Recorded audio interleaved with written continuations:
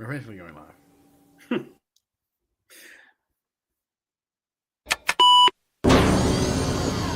Your arms are just too short to box with God. Hold one. Andre. Yes! From out of nowhere. Hold two. Armbar. Who are you to doubt El Daniel? Still got 204.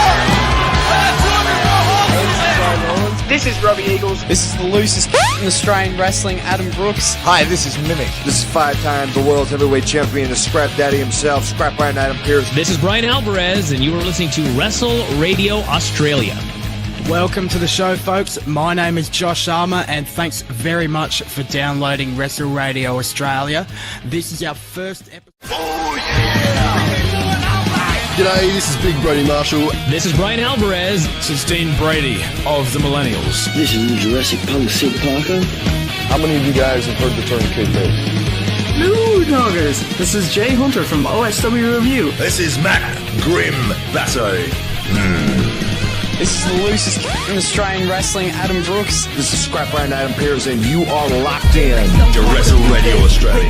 I in the game, I'm champion, I'm Triple H. Undertaker, I'm your maker, bury the brother like Kane. Ooh, 1-3, hit the tombstone, hit the choke slam on face. Ooh, yeah, like a macho heel, turn like a muscle. If you sour like tomatoes, I'ma keep a couple models. Ooh, and you may call me HBK. When I'm tuning up the band, you best be getting in my way. Ooh, yeah, I'm degenerate, I love it, yes, I love it. If you wait down with that, then I got 2 as well, you suck it. Too sweet, put your fangs up. Too sweet, hold another cup. Let's be busy, 23, got me feeling way too sweet. I was trying to make chicken salad out of chicken shit, and it was just awful. I've turned chicken salad into chicken shit. I will continue to do so. Here I was, blaming AEW for feeding you chicken shit, knowing you mindless millennials would be eating it up as if it were chicken salad, when it's really been your fault all along. Make chicken salad out of chicken shit. People is as people does, that's all there is to it. But a square peg in a round hole just never seems to fit. This is Bianca Belair. Hey, this is Kevin Owens. Hey, it's Seth freaking Rollins. It is the man, Becky Lynch. It's Rhea Ripley here, and you're listening to Wrestle Radio Australia.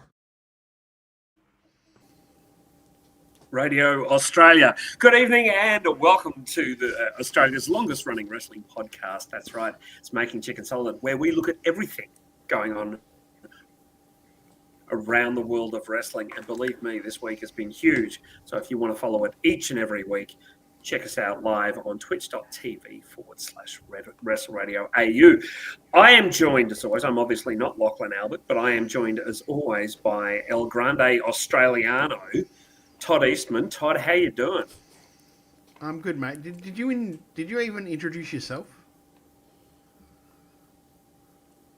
No, I'm Jeff Shetty. Anyone listening to the podcast probably knows my voice by now. Yeah, you're not Lachlan Albert, but we don't know who you are. It's funny because Lachlan, and that voice right there is from Apps PI, the new remake of Magnum PI. It is Jamie Apps, and with us in the chat already is the Future Shock, who's going into a Hall of Fame this weekend. Congratulations, brother! That's fantastic news. Telling us it's a great start, fellas. Jamie, how are you? This is what I get for saying. This is what I get for saying. No, Jeff, you host this week. It's on me, and I take that. Yeah. Todd can take the blame for that one. Yeah, I'll take that. Big shoulders. Tonight, well, I mean, there's a lot to talk about. Of course, the big news is the women's PWI top 250 workers, according to PWI, in the world. Number 1, Mercedes Moné. Number 2, Timeless, Toni Storm. Number 3, Saya Kitimani. Number 4, Tiffany Stratton. Number 5, Stephanie Vaquer. Number 6, Io Sky. Number 7, Athena. Number 8, Sari. Number 9, Naomi. And number 10, of course, Rhea Ripley. Plus, there were a lot of Australians in that count. It was fantastic to see. Jamie did a really helpful graphic. So Toni Storm, Rhea Ripley, Lena Cross at 88, Indy Hartwell at 91, Shazza McKenzie and Rita Stone both in the hundreds. Eugenie's there, Erica Reed's there, Zaria's there, of course, Harley Cameron and Shay Cassidy. What a great lineup of talent. Yeah, stoked to see, I think it's 11 women from Australia make it into that list, and some first-timers in there as well, which is really cool. Yeah, Jamie, before you get going, mate, do you want to just, for the sake of argument, tell everyone what the conditions of getting the in criteria? 25? Yes, please. Yes. But and then answer me why Kyle wasn't in it. Why didn't you name Kyle? Because Kyle didn't wrestle enough. So to be eligible, you had to, between October 1st of 2024 and September 30 of 2025, it took into account your in-ring achievements, win-loss records, influence, visibility or prestige within promotions and the industry, technical ability, that's a weird word, competition, success against varied and highest quality opponents, and activity is the key factor. A minimum of 10 singles matches, or barring this, 6 matches in separate months. Oh, and then there goes Jamie. Oh, we've lost Jamie momentarily. Yeah, just to fill in for a second, that would some be of those why, things. Sorry, just to fill in, obviously that would be why Erica was probably lower on the list than what you might have expected, because Erica, while she held a couple of women's titles, also held that Mayhem Internet Championship where she faced guys over that course of the time as well. So it didn't really take into account as well as... And No, it didn't. So is the Echo. I think that there are some names missing from that list for the same reason as Erica. Fix yourself, Jamie. I think he just has. And as bloody DJ says, I'm so happy for all the girls from Oz on that list. Yeah, yes. We've had to mute your mic, Jamie, till you fix yourself. Give us a thumbs up when you're ready, mate, and Todd will unmute you. But I think it's a good list. I think, you can't deny in-ring Mercedes has been phenomenal. Absolutely phenomenal. Well, not only that, but she's probably worked more dates this year than what she worked, God, for how many years? Yeah. Putting herself out there in the indies and all of that sort of stuff. So, yeah, you can't really deny the amount of work she does. And Tony had taken a fair amount of time off during the year as well in between, bouts. So there wasn't really a lot of competition on it. I'm kind of shocked about Rhea, but then thinking about it, Rhea's probably not done as many. She's been injured a fair bit. Yeah. And Rhea was in feuds that weren't necessarily title feuds either. Yep, true. Yeah. And I think also Rhea is beginning to, at a very young age, is beginning to be seen as a bit more of a special attraction now. So I think she's going to be around between Mania and Rumble and Mania, and if she doesn't have the belt, they'll use her a bit more sparingly to set up feuds and things like that.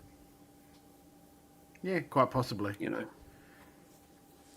But no, it was a great achievement by all the girls on there. It was good to see first timers on there like Shay and Eugenie, and especially Shay, because we've been touting how good a year she's been having in wrestling for what we've been watching as well.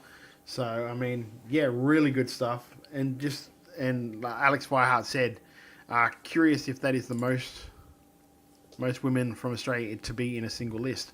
I think it might be. It might be very well close. And I think it probably would be. And if girls like Charlie and Jess had probably worked more of the female competitors, they probably would have been in that list as well. Yeah, because they needed it's good to see 10 singles matches against other women, so you couldn't just have 10 singles matches in general. Yeah. Otherwise, it's sort of like, where do you put them on the list then? Can they make both lists? Do they have to? I wonder if it is like a New Japan thing, where it's like, if you're going to be a junior, you can't challenge for the heavyweight. You're only going to be a junior. in PWI's mind, it's like, if you're going to do intergender matches, we're just going to judge you in that male, quote unquote, male 500 and not in the 250. I don't know. I don't know what their criteria with that would be. Yeah, like I wonder, like with someone like Jess and Charlie, who were in the top, or Charlie particularly was in the top 100 of the open list. If she had had, say, 15 matches against various women throughout the year, would she have qualified? And where would she have been on the list? And also, like, defending that PWA title, when she defended it against women, did that count as being a women's division match, being that it's an open division? Yeah, true. It's not in the women's division, yeah. Not, well, technically, no, because it's for a... Yeah, all the PWA... Open... But then I guess in that case, you could say also no matches in PWA count towards the women's list. Yeah, that's a good point now, being that the... Maybe there is no, like there's no gender. Because this wasn't the soul like the lineage of the soul, like the PWWA belt as well? Yep. But it's open now too, like they're all... Yeah. Every match in PWA has no gender, so... Yeah. In that case, all PWA matches would count towards the 500, PWA, not the 250. 500, yeah. I think we're looking this way too Lachlan-like. You guys are really in the minutiae there, aren't you? You really are. We went very Albert. We did. Just around the corner from PWA, of course, is IWA, who had their Fighting Spirit V event, which is for gratis on the Tube of You. You can watch it for nothing on YouTube. Just go search IWA Australia. It'll come up pretty soon. You can give me the money later, Todd. This was we'll talk about the show overall at the end, but match by match, the perfect year finale. Rita Stone going up against Jess Troy. Jamie, what did you think of this one? This was my favourite match on the card, so I was shocked it opened. And it was the one I was kind of most anticipating as well going into this. And as we expect, Jess, it's going to be a quality match. Rita has come along really nicely as well. And the way these two move, it was so fluid throughout. And the thing I like about IWA is it allows sort of these people that we see on PWA and Newey Pro all the time to experiment a little bit. Like Jess kind of leaning a little bit more into the heelish side was really nice to see. And Rita has, in this year of the perfect finale year, clearly learned a lot, because last year the whole feud was her and Charlie and Jess constantly losing. So like to have her like learn from those experiences and come back to have a perfect year this year. It's a nice storyline. Macho Man Andy Savage asked, Jamie, can you explain this thing of having the front row behind a desk? Andy's asked the question, Jamie, can you explain this? Your lag just really kills us. Yeah. Anyway, but I can say my lag is just there are so much right now. It'll catch up. There are some. I know there's a Fed up in Queensland that use tables. I think it depends on the venue and if the company have barriers or barricades. I don't know if you agree with that, Jamie. Yeah, it's generally a venue thing where they kind of want that separation. But yeah, I don't think IWA carry around barricades all the time. So because they travel quite a bit. So I think it's just more of a fan thing. It's funny because there's a promotion up here in Queensland, and they sell pub meals during it as well. So oftentimes when the wrestlers are IWA generally do as well. Do they? Yeah, there's like a snitty on the table. Someone's sitting there, you know, watching. It's very weird. Because I've been to a couple of IWA shows that didn't have the tables, so it's definitely more of a venue thing of we want that separation just for safety and insurance purposes. Yeah. And it's a standard, as Nick Galera is saying here, it's a standard for RSL and league clubs in New South Wales. Nick's also said that he's seen some backlash from fans against Jess based on PWA, but this IWA and the EPW show are a good example of how good she is as a wrestler and why people liked her in the first place. Couldn't agree more. She's great leaning into the heel. I'll talk about that in a minute. Todd, what did you think, mate?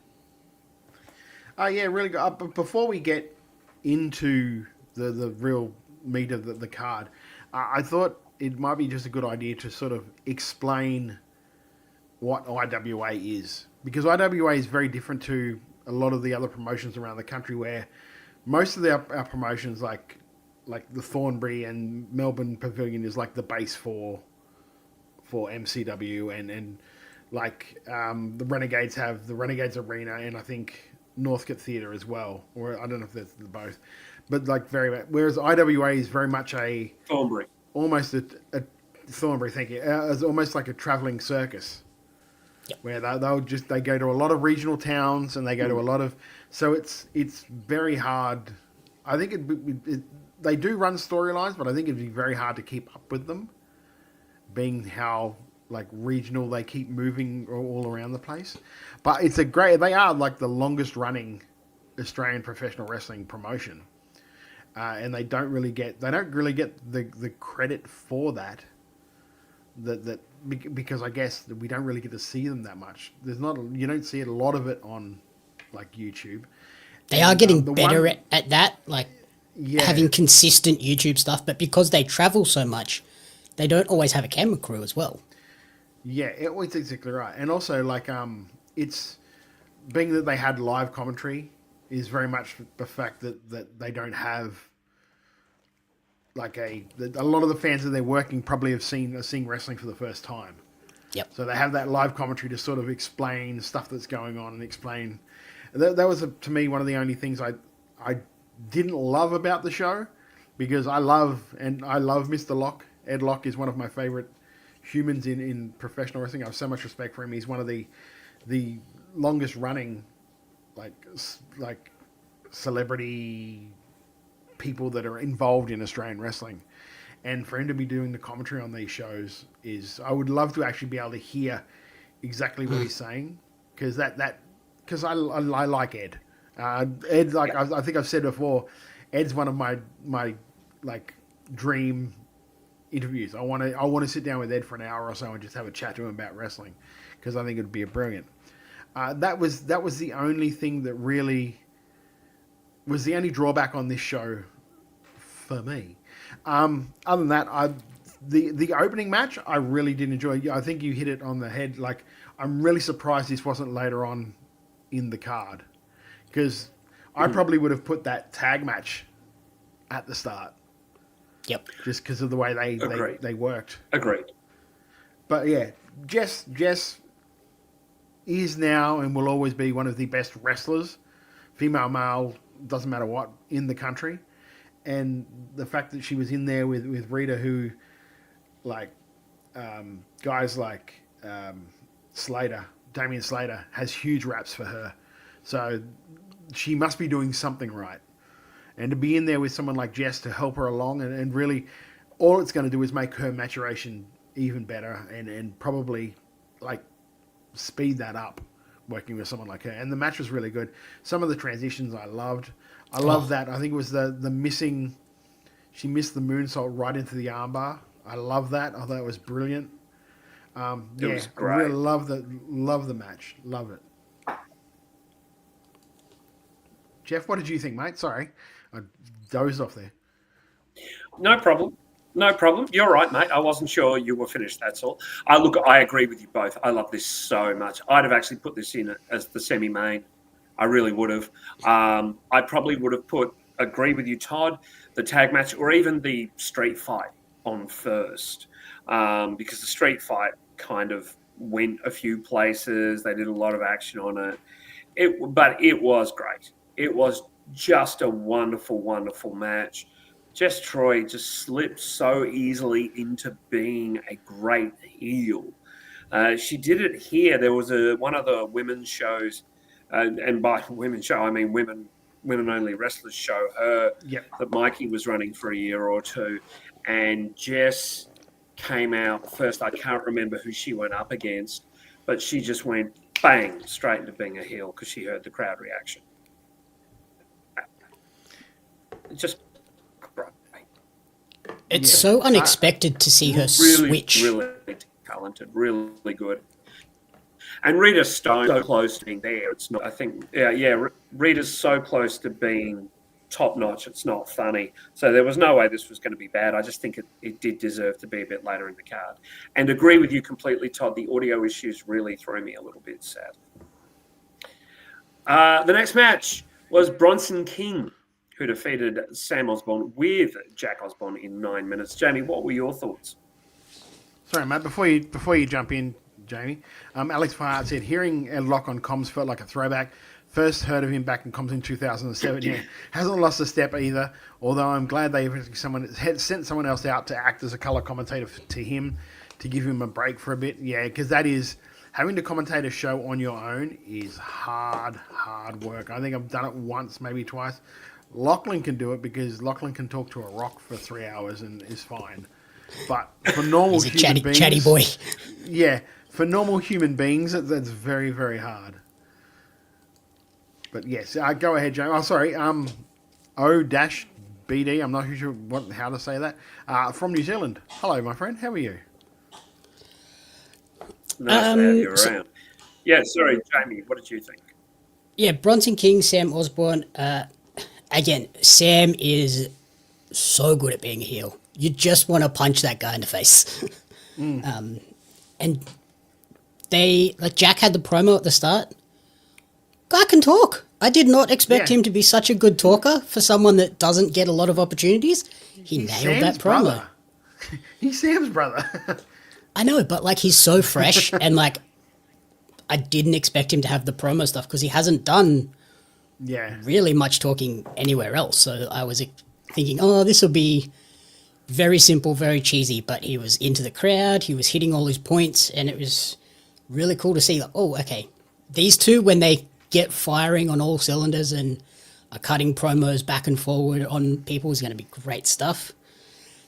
I liked the back and forth of this match. They did my pet peeve of both people wearing the same colour scheme, the black and gold. I was just like, come on, guys, don't do that. But yeah, Bronson I hadn't seen a lot of as well, and I think to hang with Sam Osborne in the way that he didn't miss a beat. And North Shore Wrestling, can we not have that madness carry over to every promotion? Because we watched that PWA show a few weeks ago, and there was a lot of North Shore, and there was a lot of North Shore here, and I was like, oh, okay, this is maybe a bit too much for me. Yeah, but you know what, though? It's easy heat. It's really easy heat for him to do. Great.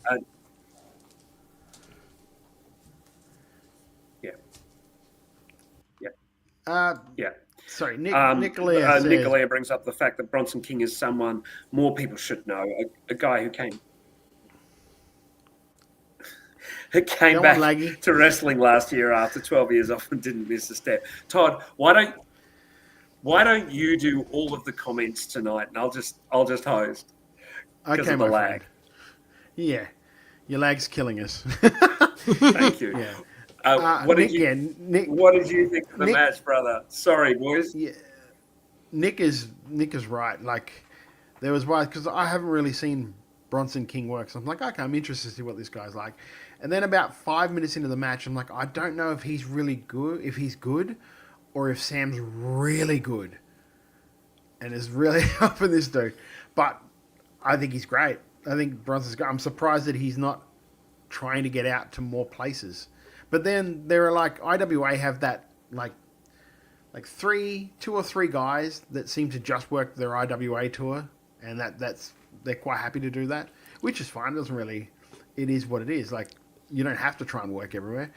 Randall and I think Chris Abbott and Bronson King would be the three that immediately pop to mind. Yeah, I know Bronson also works and gets AWS, Australian Wrestling Superstars, in Sydney as well.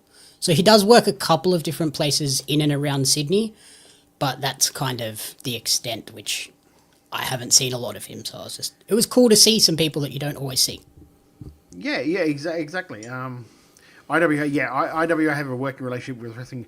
IWA have a working relationship with like it's kind PWA, Newey Pro. Yeah. That's kind of what they are. It's like it almost feels like the touring arm of Newey Pro, PWA kind of. Yeah, they hit the regional towns, and Newey and PWA cover the big city. Yeah, that's what it feels like. I think that Osborne is just amazing.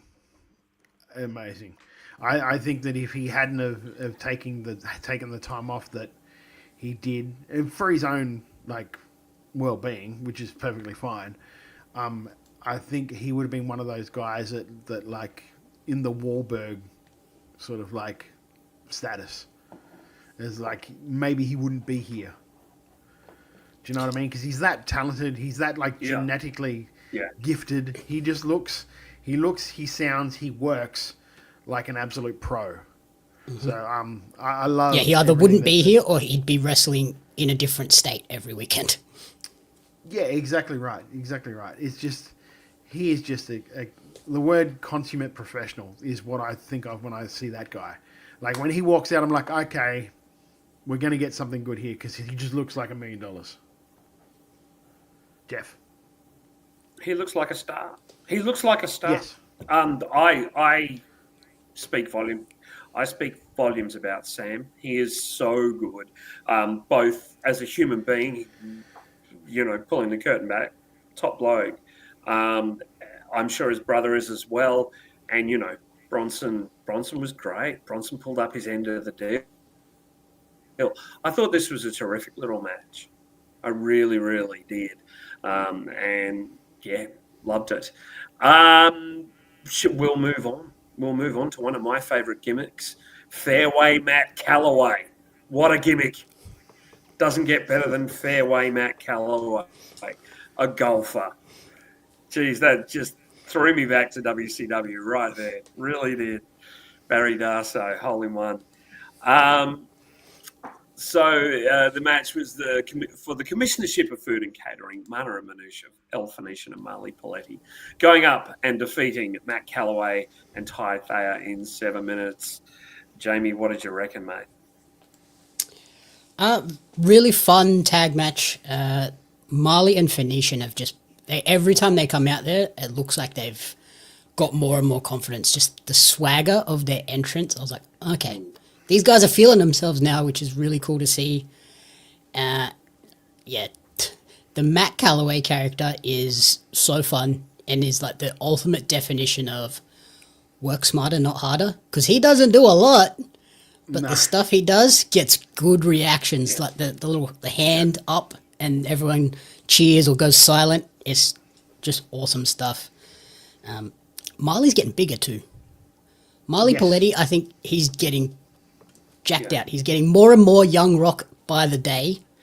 And their synergy was brilliant. It was a fun match. Like they didn't do anything outrageous that I went, oh, that's a crazy move or a crazy spot. But they told a fun story and the crowd loved it, which is kind of what you expect from a in the middle of the show match. Yeah, it's one of those things too where like it's one of the things too, we know Matt Calloway is a great wrestler. Well, we know he's like one of his 7 egos. Long distant cousin Rig is an amazing wrestler.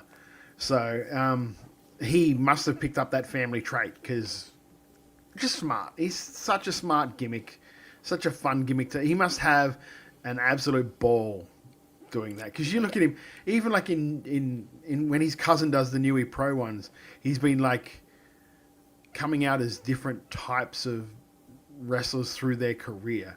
Like I think he did a Hollywood one. He put something up the other day where like he came out as Hollywood Rig. And then he came out as like Mr. McMahon Rig with the do-rag and the black, the ECW version. So like he's constantly doing that sort of stuff and just having fun with it. But it's just such an easy, again, an easy heel get coming out as a golfer that thinks he's obviously better than everybody else. And just that country club, like bad guy from Caddyshack look to him. And Ty Thayer, again, one of the superstars on X. If you've got his account on X, it is entertaining.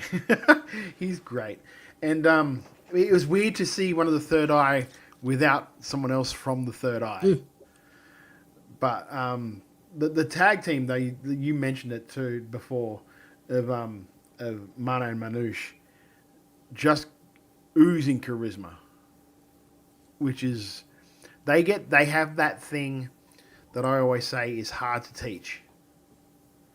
Like, it's hard to teach people feeling something about you straight away, and people like seem to like them straight away. Just like they don't seem to have to really work hard for those cheers, and don't really. Like, I say that in the nicest possible way, because they're just instantly like there's something that people can connect to instantly with them, and they're learning that part of taking that beat and working that crowd, and like having someone like Matt Calloway there who would have helped like put this match together in such a way that would like showcase those guys, but also give the heels that good spot, made that match what it was, and I think it was brilliant. Such good work from both those teams, and yeah, look, I completely agree with both of you. This was silly. It was fun. It was perfect after the slight seriousness of King and Osborne. So I thought this was nicely placed if it wasn't going to be the opener, and I think it would have worked better as the opener, just in reflection with the Rita Stone match is all. But saying that, this was just such fun. The Calloway gimmick will get heat everywhere. Ty Thayer I really want to see where he takes things in the next few years. And Mana and Manouche are crazy over, and deservedly so, as you both said. Their confidence is beginning to show, and I think they're really beginning to enjoy working together as well. And yeah, Paletti's looking really, really good. From there, we have the IWA Heavyweight title South Sydney Street Fight. Randall defeated Scott Green in a touch under 18 minutes. Jamie, your thoughts, mate? I enjoyed this. I think it was maybe a couple of minutes too long. It did start to drag towards the end. I was also shocked to see an attempt at the plastic bag spot. I didn't think we would see that anytime soon in the Indies, but we are seeing it already. And I loved the reference, like Scott working in some of Jess's sort of armbar techniques to play off. Because obviously the story here was that Randall took a shot at Scott, saying maybe if you focused a little bit more on wrestling, you would be the IWA Heavyweight Champion rather than posting photos with your girlfriend. So it was cool to then see Scott weave that back in and use some of Jess's moves against Randall. See, that does explain why Jess was in the match. Yeah, because Jess I had no makes the idea. save. I'm like, why is Jess here? Because, like, canonically, you don't really see those two working together. Like, if anyone was going to come out, it would have been Tuckman in my head. Yeah, but the whole story was built around the new girlfriend angle. So, yeah, made sense. Some crazy spots. The Spanish fly through the table. And thank God that table exploded, because I was very scared for a bit that was just going to be one of those unbreakable tables that could have been real bad. Oh, they only just got their head around too. Yeah. On that table. I was watching that going, there isn't enough room there, guys. You need to move that table out. There isn't enough room for that. But yeah, very well done. And then the last thing I just wanted to note was that Scotty showed that he is kind of becoming more of a true pro in terms of just positioning. On the finish, he was initially facing the stage, but in his fight against the submission move, he spun all the way around so that his face was facing the crowd so that they could see his emotions during that, which was really, really good. So, yeah, fun, but maybe didn't need to be almost 20 minutes long. Todd? Yeah, but it was an IWA Heavyweight Championship match. So, I mean, it needed to have that. I was actually surprised that I realized that Slex is a massive name and all of that. But I'm really surprised that didn't go on last because it is your IWA champion. And for those sort of like, well, they were in like South Sydney, the area, obviously. Yep. This time. You would think that you would position that title as being the place to be. Having that title being the thing to be. So that bit did sort of like shock me a little bit. Especially with the post match as well. Like you had the like big return of Chris Abbott in the post match to come and like face off with Randall, who are those two are the long feuding rivals in IWA. So that's kind of a thing that you would normally expect at the end of a show, but it was in the middle. So yeah. I wonder if it was kind of the crowd. They mentioned there was a Bucks party in the crowd. Okay. I wonder if they kind of shuffled the card to kind of. That does explain a lot of grown men with the Mexican masks on. Yeah, I think they might have put the girls first to try and get them out there before that group of guys got a little bit too inebriated and started making some horrible comments. So let's get the girls out, and then we'll keep Tucky for the end, because you know they'll go nuts for Tucky. Yeah, it's a very good point. That makes sense why some of the chants were quite vociferous from males in the audience as well. Yeah. So thanks for clearing that up. Yeah. Nicolea says, Randall deserves his props for a willingness to reinvent himself. The guy was one of the most popular babyfaces in the state for well over a decade, and he's just turned it around into a different direction. Yeah, like I'm a big fan of Randall's work. I think he's great. I wish I got to see him in more places. But again, like we said before, some guys just like to work their territory, and that's cool. Like, it is what it is, really. It's just what I want doesn't really factor into it. Especially because he's got such a unique look for Australia too. Yes, yeah. Really, I thought it was really good. Especially since it must be hard for Scott to really fight out of that, like, quote-unquote, Tuckman shadow. And being in IWA, where he's sort of positioned in that, fighting for that IWA title thing, this is kind of his shot to say, hey, I'm not just Tuckman's tag team partner. I'm a good wrestler on my own, in my own right. And he went a long way into proving that, I thought, in this match. Again, like I said, the only thing that was like, oh, why is Jess here? But I didn't know the backstory. Yep. And it made sense. It made sense in the end. But, really, really good match. I had no problem with it being the 20 minutes because of what it was and for the title it was. What did you think of it, Jeff? I agree. I thought this was quite solid. It's nice to see Scott Green in this platform because he's given time to really show what he can do.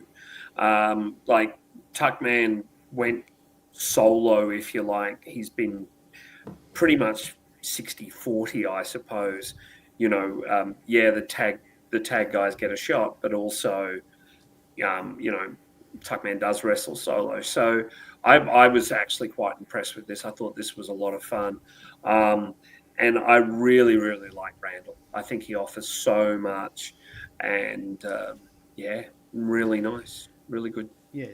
Good stuff. Suitable of that heavyweight title status.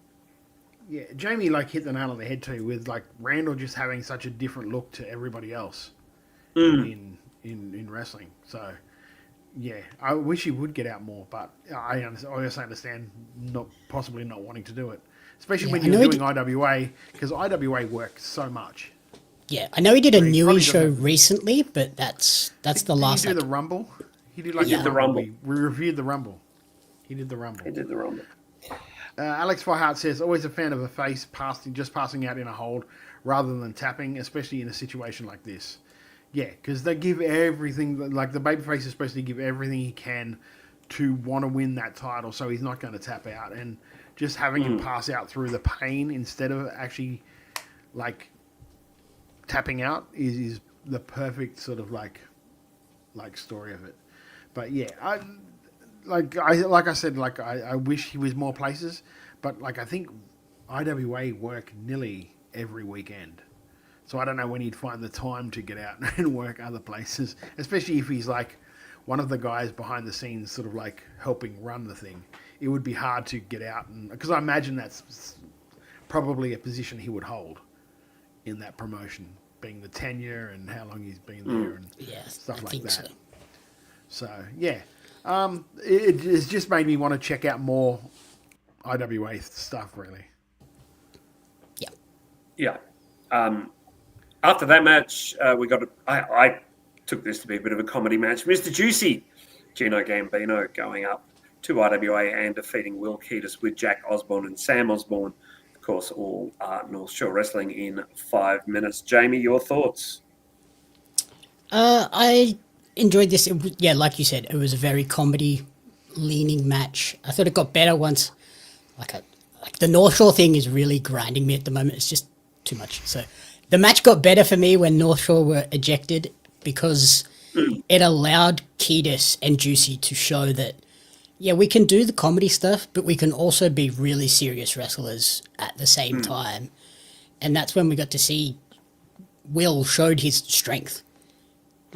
He picked up and he slammed Juicy like it was nothing. And I was like, okay, that's awesome to see Keatis get to show off his power, because he's been putting in that work and putting in the work in the ring to improve leaps and bounds. So fun match, lots of comedy, a nice break, light match after the heaviness of a heavyweight title street fight. Yeah. You would kind of imagine that maybe that was the going into the maybe match. I mean, talking about the street fight. Yeah, I think the street fight probably was. Yeah, the street fight has to be. So this was a nice way to get people back in the room. Yeah, exactly. It was a nice little a little sorbet before the main event, sort of a palate cleanser, if you will. Especially with as soon as Juicy walked out as Juicy in the full Juicy way, I'm like, well, he's not taking this match seriously at all. This is going to be a ball. Just the fact that he decided for some reason he couldn't step from the stage to the ring, but then just stepped over the cameraman to do it, even though the cameraman didn't help him one single bit, and then spent most of his time during the intro and during Will Keatis' promo walking in the crowd and apparently stealing people's drinks and drinking them. And he was hanging out with the Bucks buddy. Yeah. If there's one thing that Gino knows, it's how to get a free drink. That's Gino. But yeah, like you said, great little Gino is one of those workers who is so talented in every area of wrestling. And when I say every area, I don't mean you're he's a great technical wrestler and he's a high flyer. I mean he can do the comedy and he's very, very good he has great comic timing. But then if you put him into that, if you have him wear those black tights and come out with the fur coat, and he will be one of the most serious, dastardly heels or just serious, shit-kicking baby faces that you'll ever see. It shows on how good a worker he is when he can change those. I think the week after this, it would have been fucking 2 nights later, he was in a dog collar match. Yeah. So, I mean, it just shows the versatility of someone like Gino and how good Gino is as a worker, that he can do this match and then fly down to Melbourne for the Sunday night and do a dog collar match.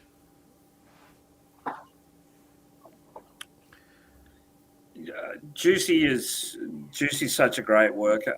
Let's not kid ourselves. You talk about work harder, work smarter. And there's a big picture of Juicy in the dictionary next to that phrase, because there's the man who does that. When he's, especially touring, when he can be juicy, you're going to get something special. You're going to get a bit of good comedy. You're going to get him having a drink with the Bucks party, which is great, And then once things get serious in the match, he shows you what he can do. That's brilliant. And he does it in 5 minutes. And Keatis is a great dance partner for him. And when it's time to get his ass out, he gets his ass out and gets the pops and then goes home. Yeah. Yeah. And as you said, Todd, right now he's got the candy stripes on. He's having fun. He's making the kids laugh. He's high-fiving people. He's hugging babies and all that stuff. And then he'll put the black tights on and he won't be doing any of that. Becomes very serious. And the fact it's the same performer is really good. I like this a lot.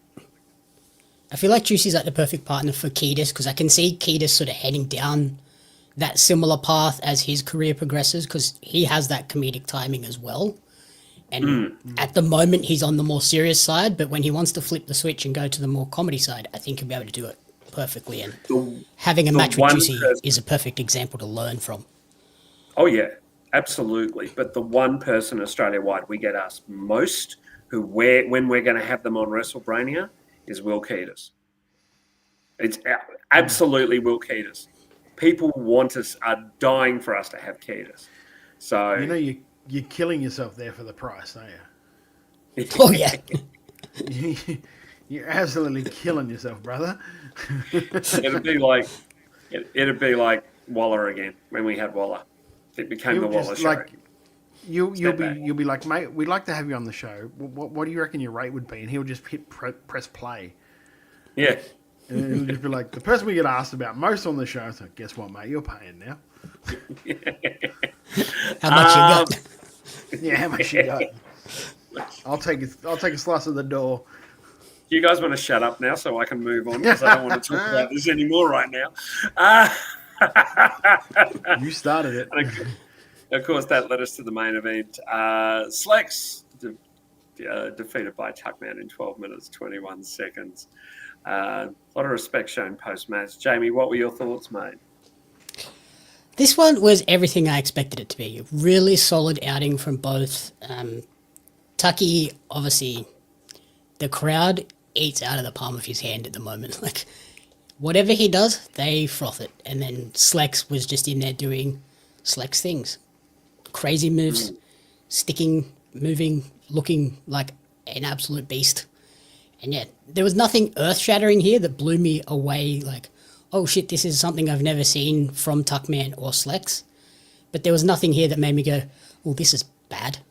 So yeah. What I expected. Nice, solid, perfect main event. Yeah, it was a solid match. I don't think it was a main event. Yeah, probably not main event. They probably should have flipped the IWA. Yeah, that was what I was thinking. I think like the heavyweight title, because of the gravity of it, would have been a better main event for it. This is a match that like semi-main on an MCW show, where you would have just had something, and then even then, I think they would have had to up the intensity a little bit more. That's one thing I felt was lacking from the match, was just that little bit of intensity that I know Slex puts into most of, if not all of his matches. It didn't really seem like it was there for this. It just kind of felt like it was like, here's the abridged version of what a Slex match is. It was kind of like it was a WWE house show main event. It was like, yep, yeah, very much. We know what we got to do to get this crowd to do what we want them to do. Let's just do that. Let's not go out there and hurt ourselves. Yeah, it kind of felt like that. And I know they would have went out there to do exactly what they could for the fans, but it felt like it felt like there was it felt like the feeling was missing in it. Particularly when at the end they do the sort of respect spot. It feels like there should have been a little bit more heat and disrespect in the match.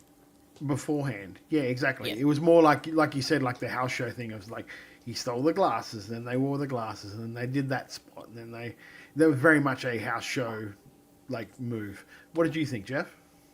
There was no way this was going to be bad. Like they're both really, they're both really quite good.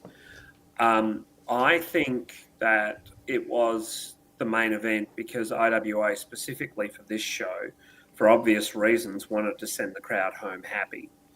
It also probably got some time taken out of it through the night because other matches possibly ran slightly long. I don't know. No one can say Looking that. at the match times, I did want a few more minutes. Looking at the from match times, though, but I like. I was just going to say, looking at the match times, though, Yeah, go on. I can't see what match went long. You know what I mean? It was like No. the girls had 13 and a half. Bronson and that had 9, 7. The title match had 18, but it has to be 18. It's a title match. Juicy and Ketis only went 5. Yeah. So, yeah, unless they have a strict time limit of what they can have, I don't know. They might have had a hard out from the venue. They might have had a hard out because, but look, what was there was great. Slex is so good. Slex is just so damn good. We are spoiled here in Melbourne. Go and see him at MCW. He's great. He looks amazing. Obviously, he is body biz himself. He looks phenomenal. He always delivers a good match. And, Tuckman's fun. Tuckman's just, the whole grand. And that explains through the night, it slowly got drunker and drunker. So, it started with the guys going, dude, and then by the end it was like, it wasn't quite as intense as what it was during Scott's match. No, it wasn't. But it was the rhythm was off slightly. It was still a lot of fun, and I think it was I think it was a good match and a nice closer, if not the main event of the evening. Nicolas says family focus show, so aiming at younger fans, attention spans maybe fast. That's 100% right. I just think that they maybe could have juggled around where they had the main event being the IWA Championship, because then at least when Chris comes back, that's your big pop for the end of the show. Yeah, because he's a big babyface in IWA. So it's just weird. Like Slex is one of those people that for this sort of IWA traveling type show, even though this is at a venue that they come back to every year for this show, he's the sort of person that you can trot out there and people go, oh, that's a pro wrestler.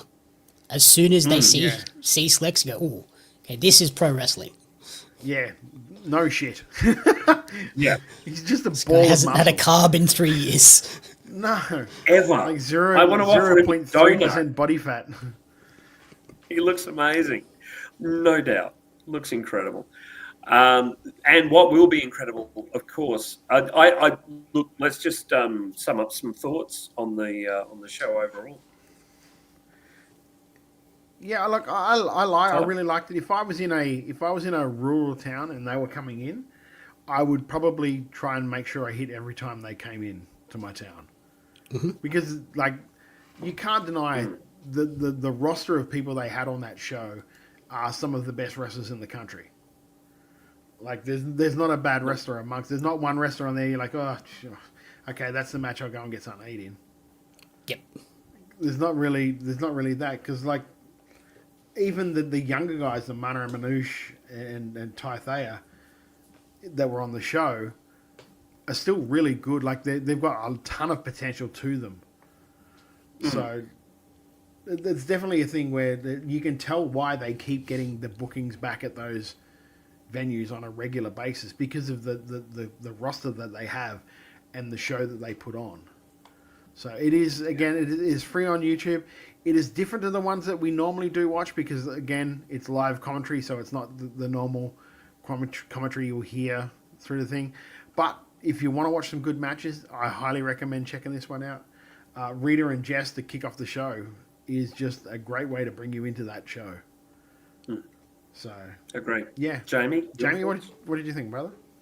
Yeah, I'm the same. Like when IWA come down to my neck of the woods, like Wollongong and stuff, I always head up there and check those shows out, because you never walk out of an IWA show and go, well, I wish I hadn't done that tonight. Yeah. You walk out of there and go, that match was awesome. That match was really fun.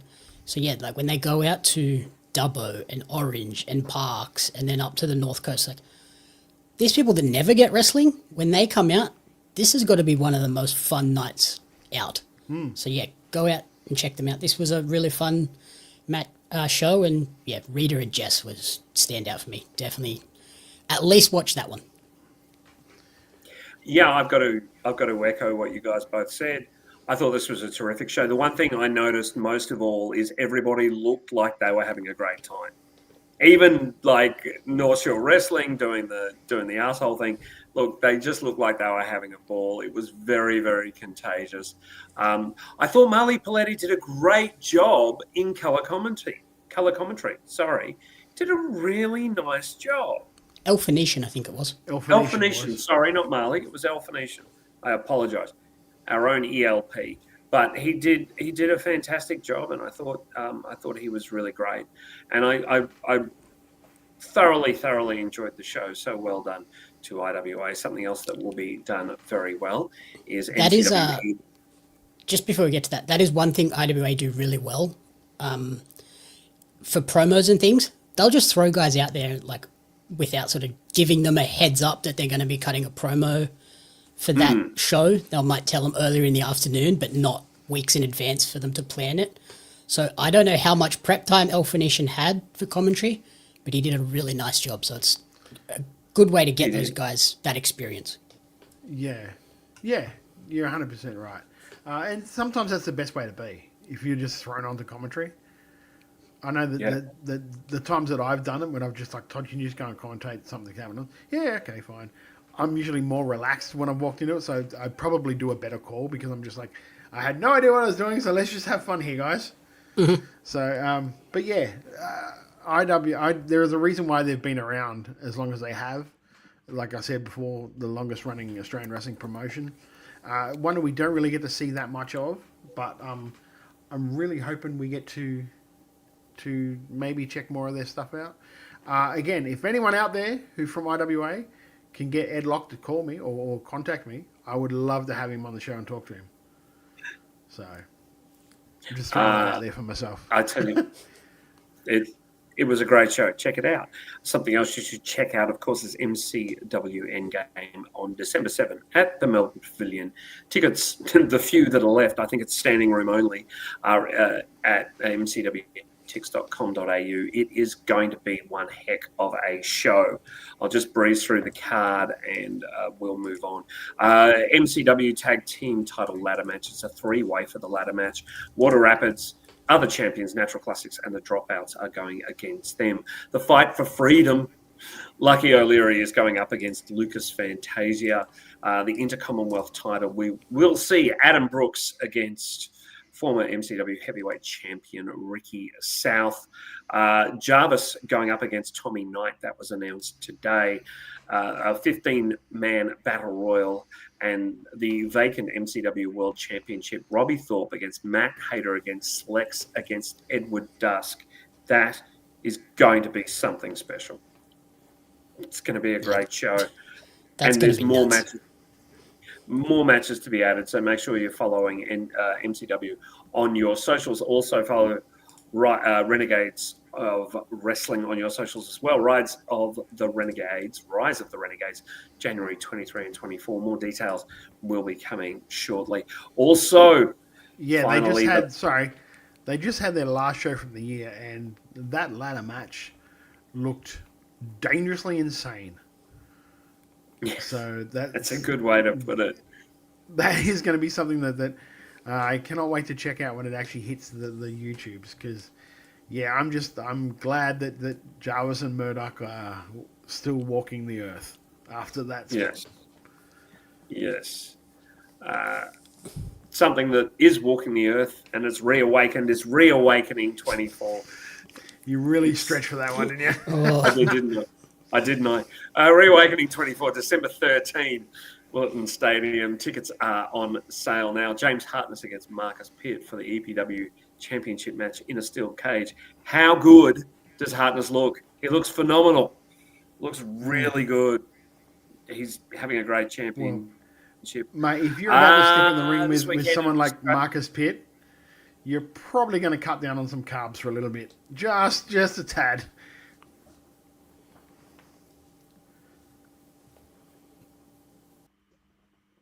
You certainly are, mate. You certainly are. And let's have a look at what is going on this weekend in Oz Wrestling. Thanks to Michael Lee at the Australian You're really going choppy there, Jeff. Wrestling Community. He'll find that out in about 10 seconds. Facebook page. In New South Wales at 15, Australian Wrestling Superstars at Shoalhaven Heads on Saturday, November 15. What's funny, Todd? Well, you didn't hear me at all. He didn't hear you. It was that choppy. No. I'm like, you're going really, really choppy, mate. So just like that. Then I'm just going, in about 10 seconds, he's going No, I didn't hear. Can I just, before you go through more of the stuff, I just wanted to really put over this Newey Pro show, because some of the matches on there are going to be absolute ball tearers. You got the Heavyweight Championship, Ben Braxton and Carter Deems. You got North Shore Wrestling taking on Rig Diamond and Roasty.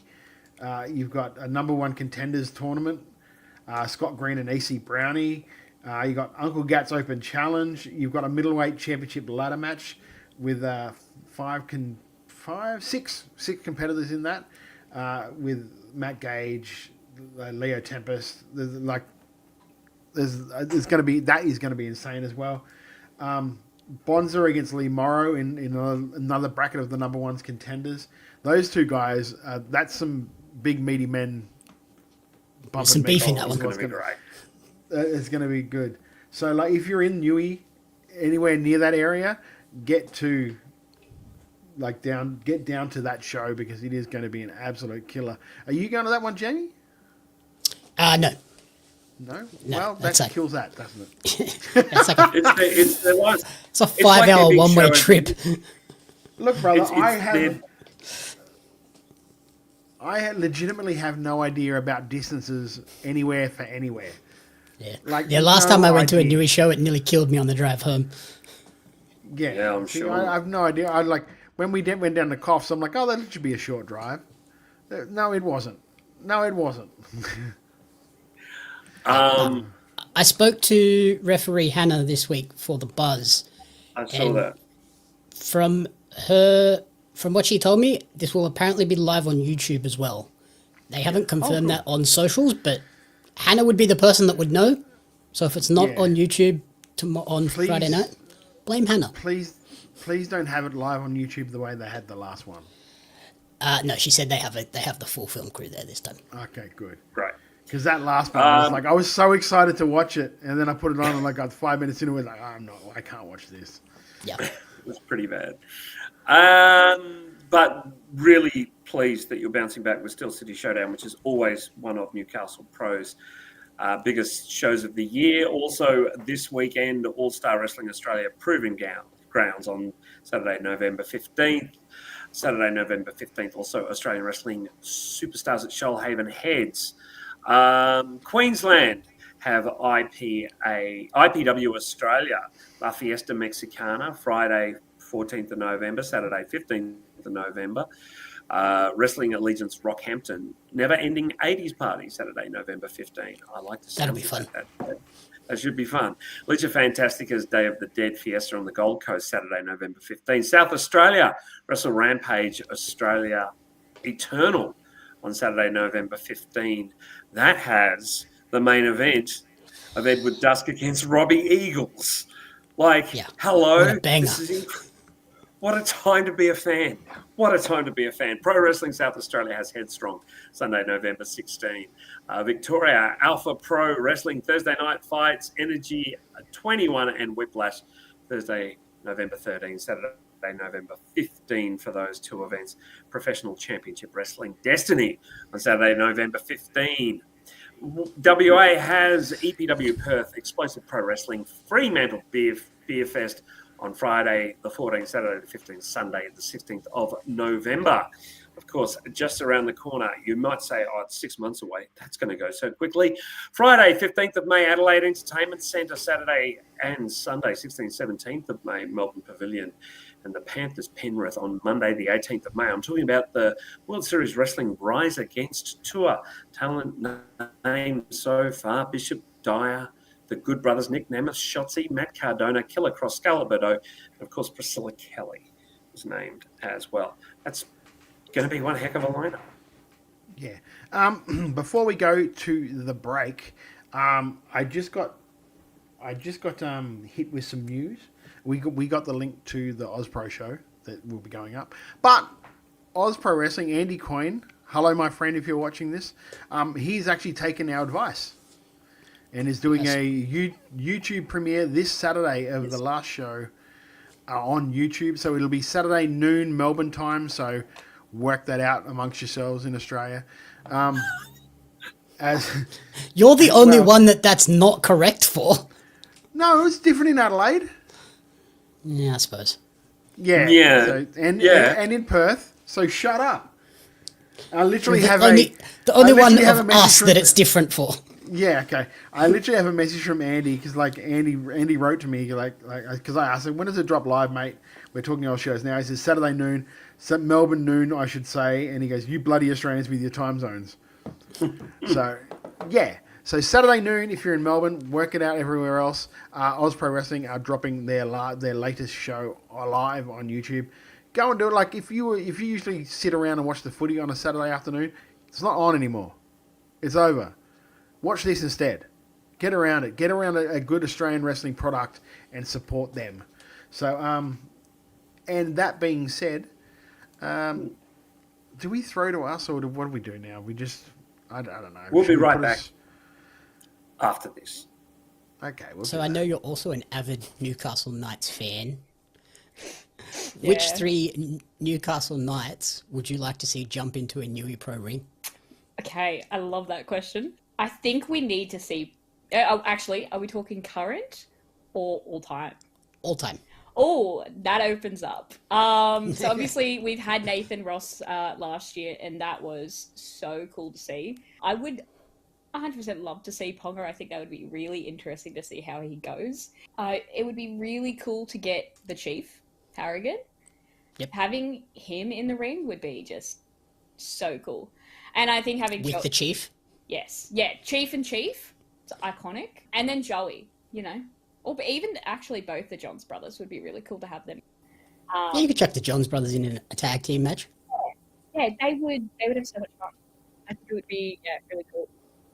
Yeah, I think that would be awesome too. Like, just the buzz I think that would get around Newcastle, around New South Wales as well. You'd have people travelling from all over the place for that. Yes, absolutely. It would be just such an odd moment seeing wrestling and football combined in this way. Like, even with Nathan Ross being in the ring last year, it was, for me, being able to see someone I watched play football for so long, like, so funny to me.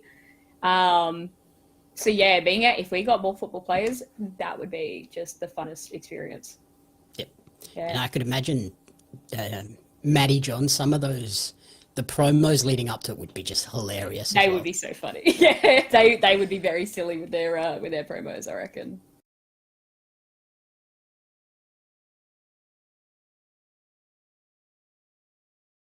What keeps happening out there? What is going on? You need to give me some answers, People man. don't like you. What do you say? Who was that? I have no idea. What happens to the match now? Yes! What happens to the title match now? We will redo it. Girls, you were having a great title match. It was an amazing contest. We'll do it at Endgame. Redo it. Endgame. Endgame. I promise you, we'll do it at Endgame. Okay? Post-main event to Endgame. Celebration is still on. Celebration. Yeah? You celebrate me. Excuse me. Are you Anthony Cover? Yeah, I am. And who are you? Well, I'm Marco. I'm an anti-doping representative from ASADA, and you, my friend, have been selected for a random doping test control. Random again? I did this We got week. information from a trusted third-party source. Trusted source. That I know brings into exactly who this legitimacy. is. Wait. Tell me, is this the Clydesdale? I'm afraid I can't divulge that information. But it brings question into the legitimacy of your recent boxing victories, as well as your subsequent wrestling matches. Do you agree to the test? I'm clean, I got nothing to hide. Wait right here, I'll be right back. No. You must remain within my person at all times, Mr. Cover. No problem at all. And what? Keep in mind, Cava, if you fail this test, you will be suspended from all forms of active competition indefinitely. No problem. I got out of the hide. It's not going to happen. Let's go. Come on. I got you now, you bloody dog. I wanted the caveman. Caveman hug versus Robbie Thorpe for the MCW Heavyweight Championship of the world. That's what I wanted. I prepared for it. I trained for it. I dreamt of that moment that I get to stand opposite that monster of a man in that ring and have the fight of my life. I was looking forward to that. But it seemed he didn't have any fight left in him. Which is a shame. You can't always get what you want, it seems. But we have Slacks, Dusk, and Matt Hayter filling the metaphorical shoes of that almost mythical man. And I've got a lot more to say about you gentlemen in the coming days and weeks, and expect something. But I will leave you with this. Maybe it's not the monster that we all dreamt of facing, but I assure you of this, there will be a monster in that ring. And his name's Robbie Thorpe. Hey Melbourne! WrestleBrania is back again in 2025. WrestleBrania. WrestleBrania. WrestleBrania. WrestleBrania. For Sunday Slam. WrestleBrania. WrestleBrania. WrestleBrania. WrestleBrania. WrestleBrania. At the Bergie Band Room, 4 epic Sundays over 4 months. WrestleBrania. WrestleBrania. WrestleBrania. WrestleBrania. WrestleBrania. Let's get ready to Brania!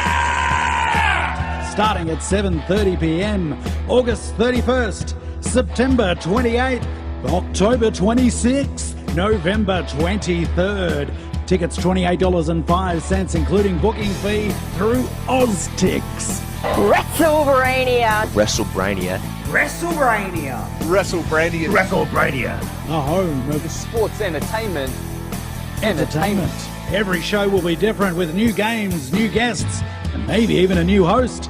Nothing is sacred, no one is safe, but it will be a fun and entertaining show. Or will it? Yes, it will. WrestleBrania Sunday Slam. Hey everybody, it's Radar Superstar Adam Copeland. I got a bunch of handles. Anyway, call me what you want, but you are listening to WRA, Wrestle Radio Australia. Hello and welcome back to Making Chicken Salad. Lachlan claps. I thought I would. Who cares? Yeah. He seems to think still after all these years I edit. I don't know why he thinks that. I know you don't. It's the funniest thing. Anyway, welcome back to Making Chicken Salad. We're going to talk about a lot of stuff that's going on around the world of wrestling in WWE. We have 3 title changes. Kabuki Warriors became the new WWE Tag Champions.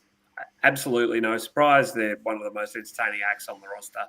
And it was a fun match. Chelsea Green is once again your US champion, defeating Julia in very, very, very short order. For me, as we discussed earlier, this is just a retconning. This is okay, it worked on her. Let's put it back to her because she was so entertaining. Yeah, I did.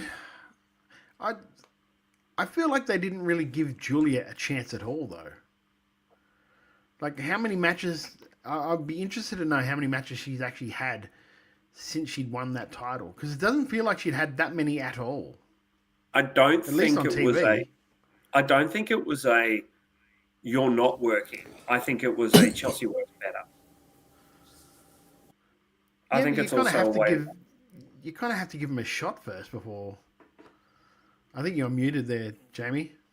As I said, you've got to give her a story, at least. At least try and make something of.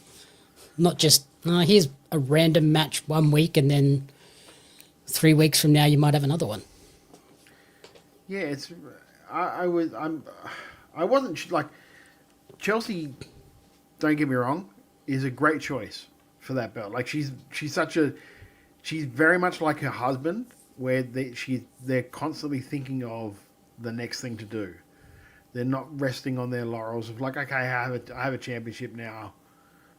Let him just line the challenge. He's constantly trying different things, which I think is very much like Matt. Matt constantly tries different things and constantly adds things to it. And I think that's very much probably why they work so well as a couple, because they've got that same sort of mindset.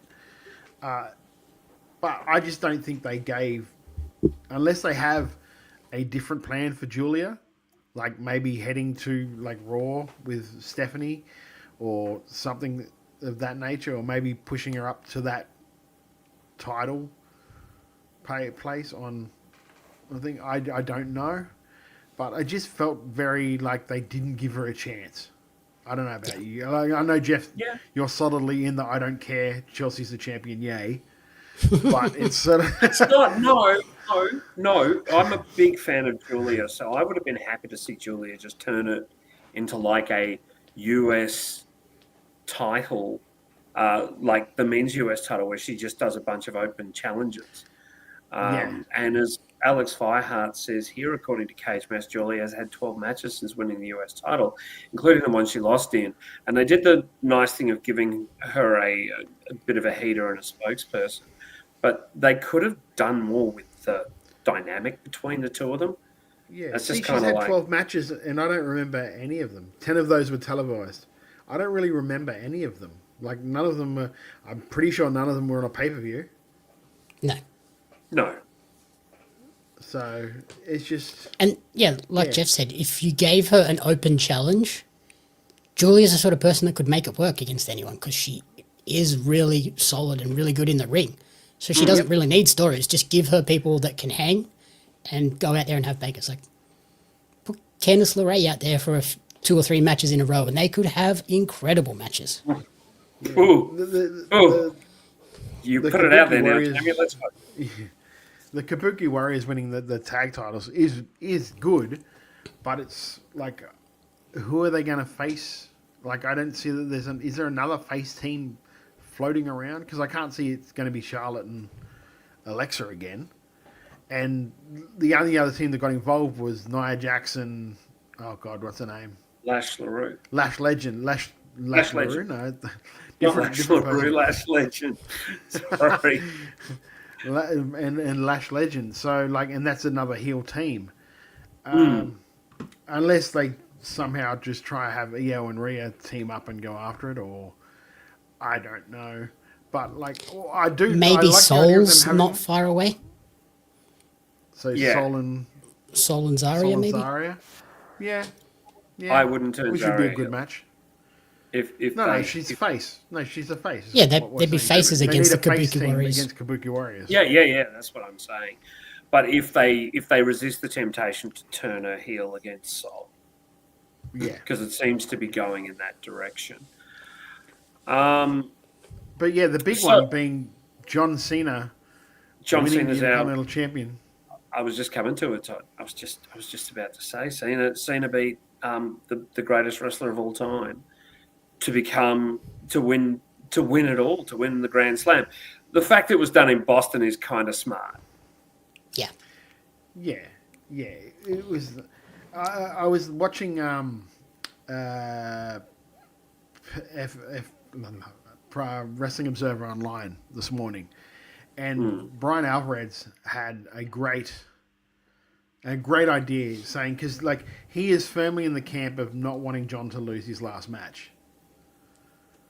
So he was just like, he should go into that last match at Saturday night's main event, win it, and then vacate the title in his going away like speech, but saying the key matches tonight is a one-night tournament, and the main event of that tournament will be like the main event tonight will be the next IC champion, and that way he sort of gets to pass the torch without having to lose a match, which I don't mind the idea, because like I liked it. I like that, but there's not enough tournaments in wrestling. True. It's very true. Not the WWE. They don't have enough. They need more tournaments. They need more tournaments. I like Gunther. I don't like the idea of him winning the IC championship, especially straight after winning the world.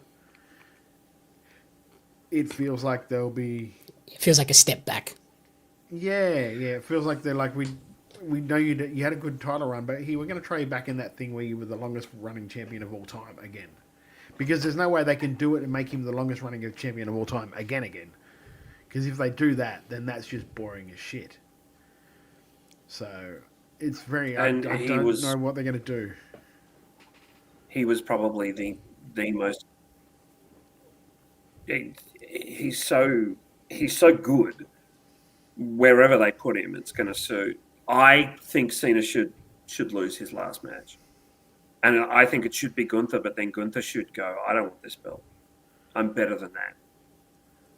Yeah, but then you shit all over the belt. Yeah, that devalues the title so much. Yeah. That's true. That's true. Jeez, they've backed themselves into a corner, haven't they? I could see them doing like what Sting did and retire as the champion and then vacate it.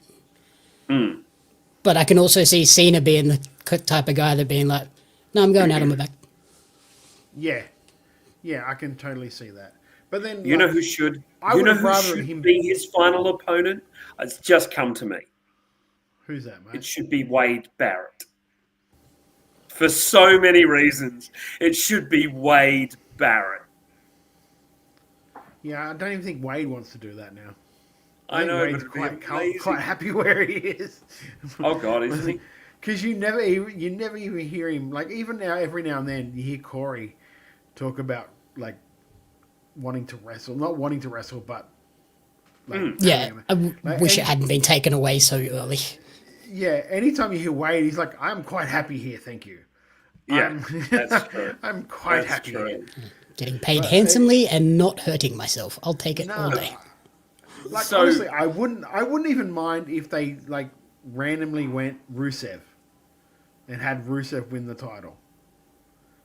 Just because Rusev got beaten by, I think, did he get beaten by John for the US Championship at WrestleMania? Yep. Yes. Am I right? Is that the tank entrance one? I think it was the tank entrance one. Yeah. So that's a nice little bookend to that story if they did it. But it's probably going to be. I think every person who reaches the semis, with the exception of Gunther, is going to have had history with Cena, just to make you go, I don't know who's going to win this.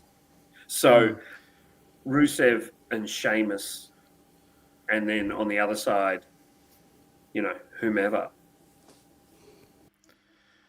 Yeah. Just makes I'm still calling it Matt Cardona in full edgehead mode. It wouldn't be. It won't be Edgehead. Would not be Edgehead mode. Rusev came. Andy Savage says Rusev came out in a motherfucking tank and walked out like a chump. Yes, but according to reports, he had fun in that tank beforehand. So he had weak. He was weak on the knees. He was weak. He wasn't quite. There were reasons he couldn't walk. Yeah, he had to have the tank. As Rocky's coach said, "Women weaken knees, brother." It's like Burgess Meredith is in the room. Let's move over to AEW. Let's. It's gonna sound like I'm quoting Eric Bischoff, but did somebody say 3 minutes? That's right. We're gonna quickly touch on the Alize Knox walkout of AEW because they refused to lose. No, they didn't like the timing. Yeah, they didn't like the fact it was only 3 minutes. They didn't like the fact it was.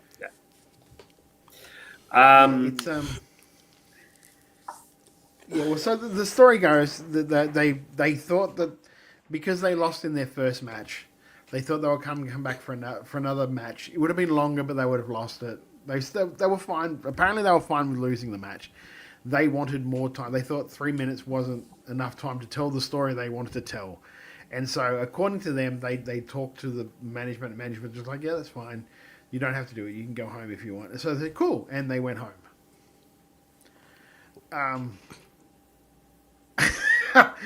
The amount of ways I can try and articulate that is wrong and dumb. And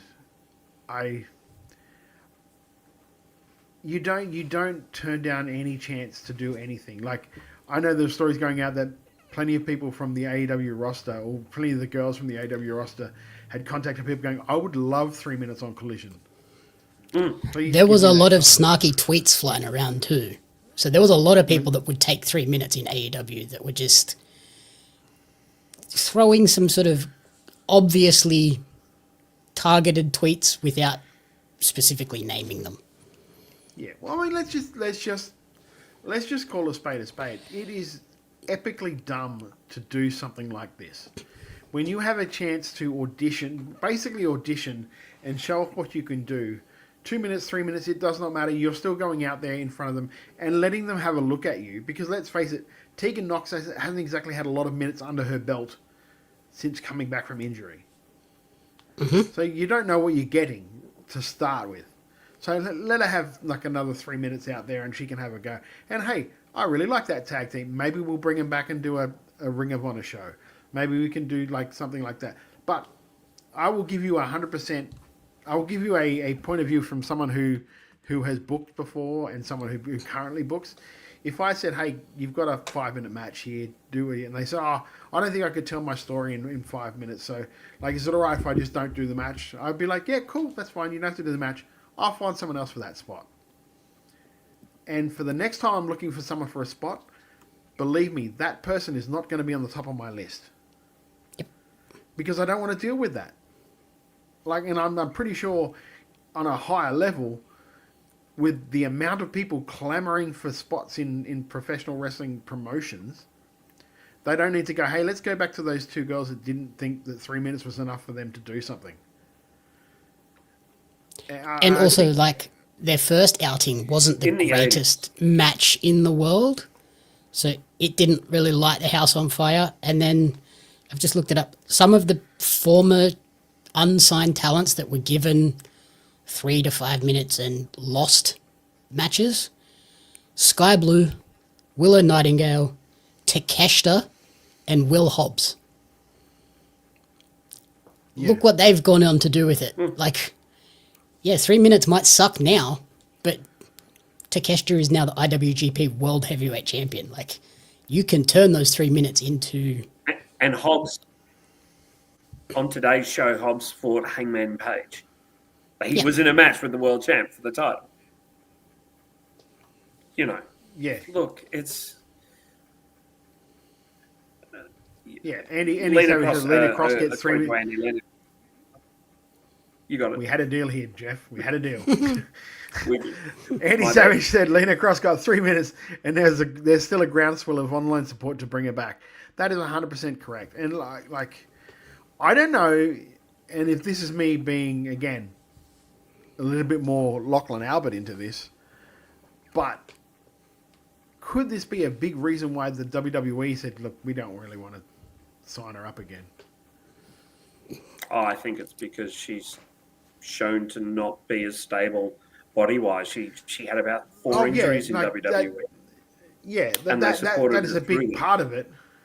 That is a big part of it. But then also it's got to be a thing where, like, maybe there was something else. Yeah, when she was fit and ready to come back, was she just, like, being difficult to... What is the return angle here? And they were like, it's too much effort. Yeah. Yeah. The risk to return ratio is just not good enough for us. But yeah, like, they're just ultimately not doing themselves any favors as unsigned talent. Like, I can't imagine TNA are going to be banging down your door after this incident. AEW's most certainly not going to come back knocking on the door for it. You wouldn't think so. Not with the amount of well, they didn't help themselves by, like, wanting to do a Twitch where they talked about it, because, like, they probably would have made some money off that Twitch, because I dare say a lot of people would have tuned into it. Yep. But how much more money are you going to make off it now?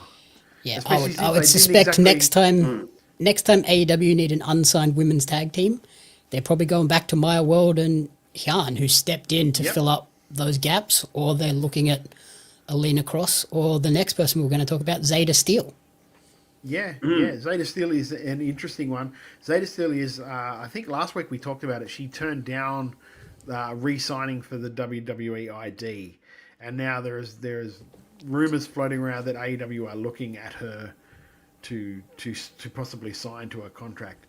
Now, my conspiracy hat Todd says, I wonder if coming up to this thing that, because the WWE ID thing is basically, it's a scholarship, right? They give them a stipend to help with getting gear, helping out. It's not exactly a big amount of pay at all. It's a very low rate of pay.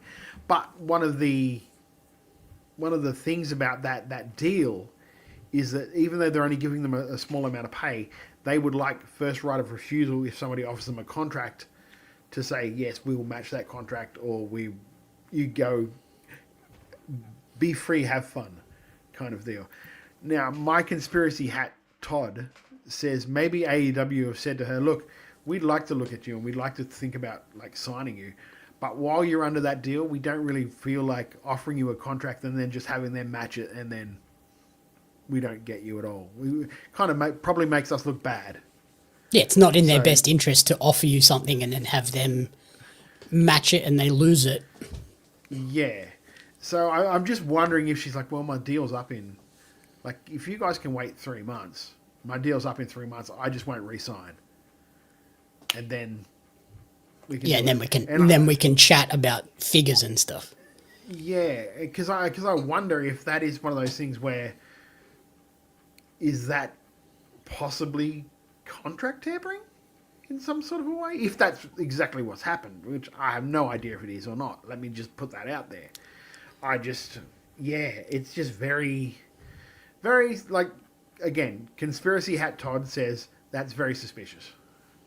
Yeah, it's an interesting one because I don't know if it would be considered contract tampering because she is free to go and talk to people to see what interest is out there. And if they just said, "Oh, we're not comfortable offering you anything at the moment while you're under that," that's their prerogative to say that. We don't want to offer you anything at this 100%. Time. Out of interest, yes. What is the wording? Is it that AEW are interested in her, or she is signing with AEW? AEW. There is reports that AEW are interested in signing her. But we don't know how long they've been interested in signing her.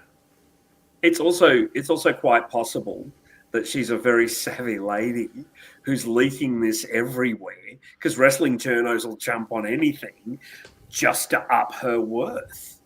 I mean, what a great masterstroke! And she has wrestled in AEW before, so they do have a relationship. It doesn't really up her worth at all because if you think about it, WWE aren't trying to keep her. No, for a bigger amount of money. So she's not really. AEW really aren't. It's not really a bidding war at the moment. No, it's not really a bidding war when there's only one person bidding. No, true. But yeah, but it could also very interesting. It could also be when they do offer her something, WWE might offer something else. It's just they don't have that automatic match, and she takes theirs.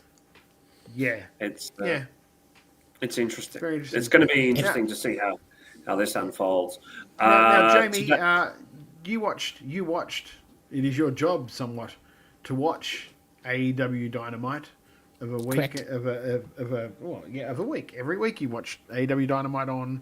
How can people join you if they wanted to? So we do a live stream watch along with myself and my co-host Peggy. Over on The Hive, on Twitch and YouTube, just search The Hive Media and we'll pop up. And yeah, we watch Dynamite every week, and we watched a very fun show today that surprisingly opened with the women. I was shocked that the women's blood and guts match was first. So give me your highlights of the show, my friend. So the women's match was nuts. There was if you're one of those people that doesn't like women bleeding, this isn't for you. These ladies, Sky Blue was covered. She looked like someone dipped her in red paint 10 minutes into the show. Oh, Jesus. And yeah, there was a lot of blood, and the women just killed it. For the first women's blood and guts match in AEW, they set the bar really, really high. Right. And then we went into... How long did they go for? Just out of interest. 50 plus? Jesus. Yeah, they went almost an hour, and then Mox and Hangman went about 15 or 20, and then the men's one went close to an hour as well. You mean Hobbs and Hobbs and Hangman. Hobbs and Hangman, yeah, they went. Okay, everyone, write down the time. I knew more about AEW today than Jamie. Thank you. That backdrop that Hobbs took off that table looked sick. Oh, yeah, that was a rough bump. When you bounce off the floor, it's like, oh. Yeah, especially with the way his leg collapsed underneath him. Yep. I thought, oh no. When I saw that, because I haven't watched the show yet, but I saw the highlights, I went, oh no. Yeah, he later took a bump off the balcony through like production tables and stuff that looked much nicer than taking the bump off the commentary desk. I was like, I would have taken that one before that one, but. And then the men's one was pretty crazy. Obviously Darby got put through a flaming table with the help of Gabe Kidd. Oh, okay. Gabe Kidd showed up for some reason. Well, he's like the alternate member of Death Riders. Yeah, he's the Death Riders mercenary that they call in. Yeah.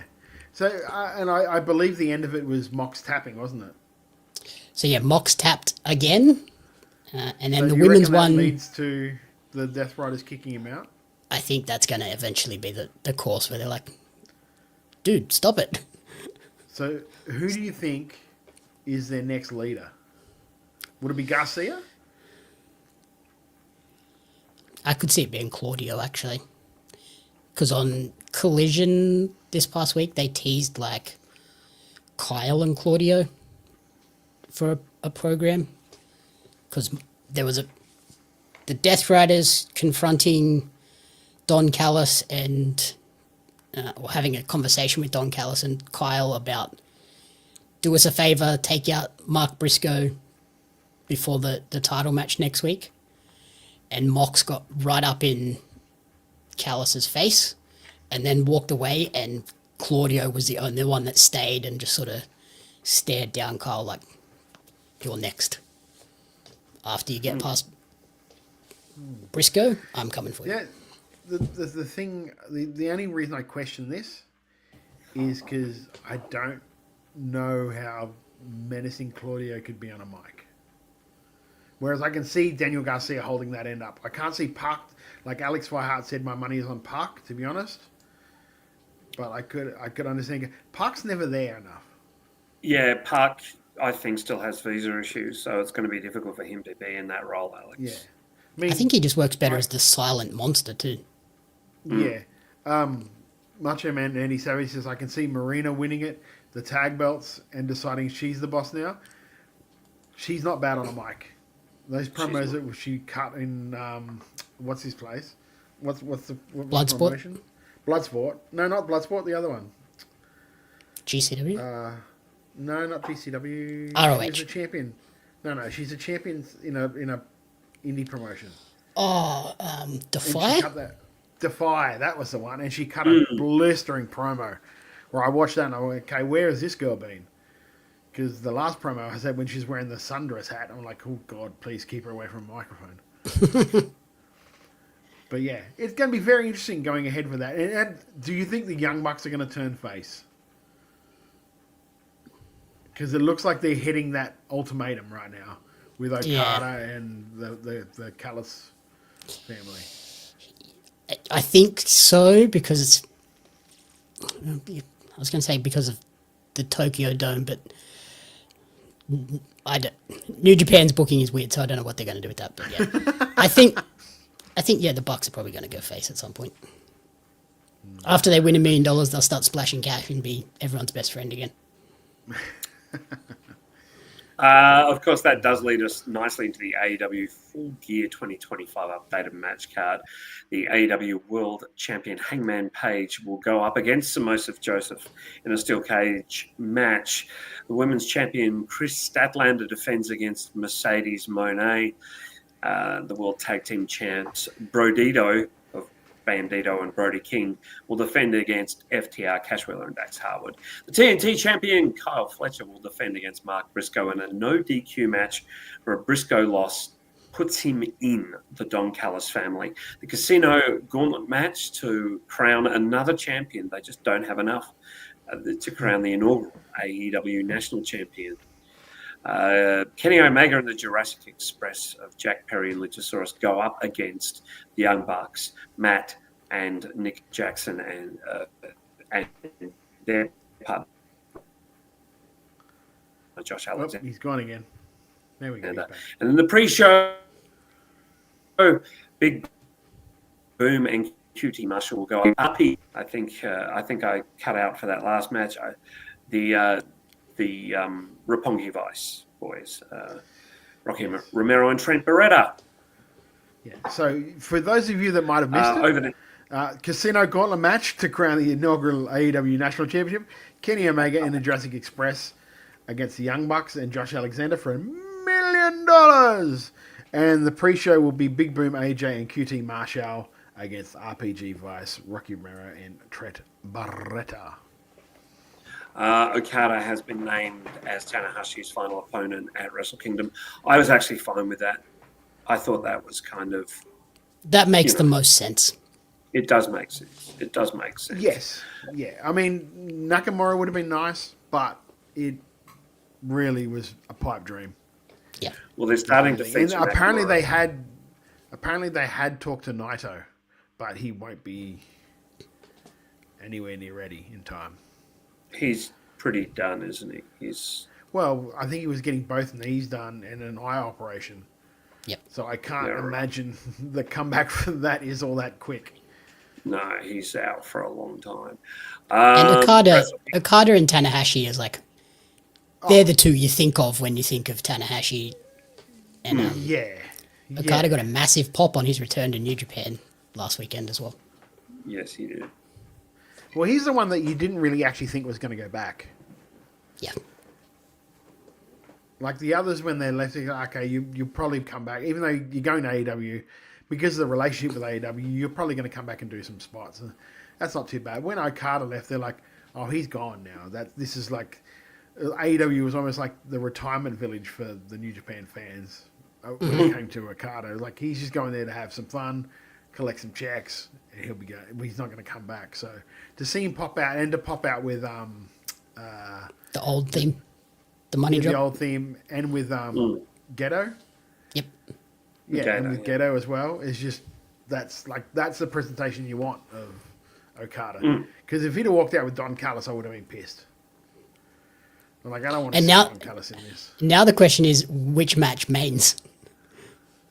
Is it Okada and Tanahashi, or is it Tsuji and Takeshita?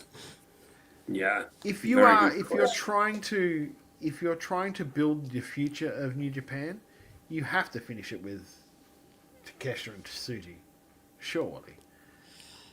And also, if you put Takeshita and Tsuji on before Okada and Tanahashi, what hope do they have of matching the quality of match? Yeah, it'll be like watching it at fucking 0.75 speed. After watching those two tear it up. There was also another match that was named for Wrestle Kingdom. I can't remember off the top of my head. It was like a number one contenders match for the light heavyweight. Do you, off the top of your head, remember? You know what I'm talking about, don't you? I know the one you're talking about. Yeah. Oh, you're looking it up. Yep. Yeah, I was vamping because I could see him with his head down and start typing. I personally feel that if you remember when Jushin Thunder Liger retired, they put his final match on. Did they do it at Dash? No, I think they did it. No, I think they did it Dash the next night. Yep. No, which is like for someone like Liger, that's fine, but for someone like Tanahashi, that has to be at Wrestle Kingdom. Oh, I agree. As much respect as I have for Liger, it's very different too. Oh, it is. Yeah, it is. I think you don't put Tanner and Okada on as the closer. I think you've got to put the heavyweight title on as the closer because it's nothing like these are two of the best workers in the world right now. Nothing's gonna be able to follow it.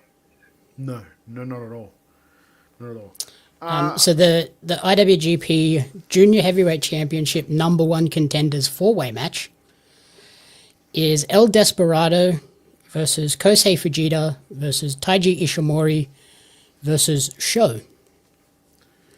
Yes, that Come on, Fuji. It's a weird out of nowhere because weird too because New Japan just don't do multi-man matches very often. No, They do at Wrestle Kingdom. The juniors always end up with a weird multi-man match. Yeah, but I mean, just like on their normal shows, like even their normal like quote unquote Road 2 pay-per-views shows that aren't like Wrestle Kingdoms. They don't really do. They do like 8-man tags, 10-man tags, 12-man tags, stuff like that. So, but yeah, the thing that weirds me out with that is so the current champion is Dookie. And yeah, it's Doki.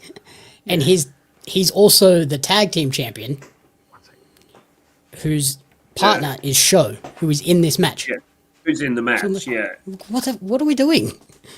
It's a very... It has to be Fujita wins it, and Sho's going to do anything in his power to prevent it, I guess. But... Well, you have to hope, you know. It's like, and I mean, Despi's always great. I love watching Despi. The match itself is going to be fucking balls out amazing. As long as Sho doesn't do House of Torture shit. Oh, I think the other three are just going to be flying around, so he's going to have to go into that side of his ability. I mean, look, sometimes people need to rest their bodies, which is why they turn heel and join the House of Torture.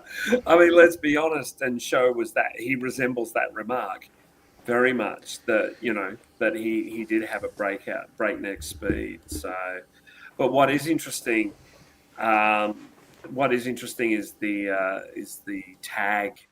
What do they call it? The Tag Classic? The Tag... At the moment, it's Tag League. World Tag League. World Tag League. Jamie, do you want to run through the names, mate? I think without Lachlan here, you're best you're least worst at mangling the pronunciations. Okay, so A block we have Hiroki Goto and Yoshihashi, Taichi and Satoshi Kojima, Toriano, Bolton Oleg, El Desperado and Shuji Ishikawa, Yoda Tsuji and Gabe Kidd, Shingo Takagi and Drilla Maloney, Evil and Don Farley, Yujiro Takahashi and Chase Owens. How did you have a problem with Chase? Yeah, that was the one that got me. That was the walk-off. In the B block, you have Hiroshi Tanahashi and El Phantasmo, Shota Umino and Yuya Uemura, David Finlay and Hiromu Takahashi, Yuto Ice and Oscar Loibe, Zack Sabre Jr. and Ryohei Oiwa, Great O'Khan and Callum Newman, Ren Narita and Sonata, and Lance Archer and Alex Zane.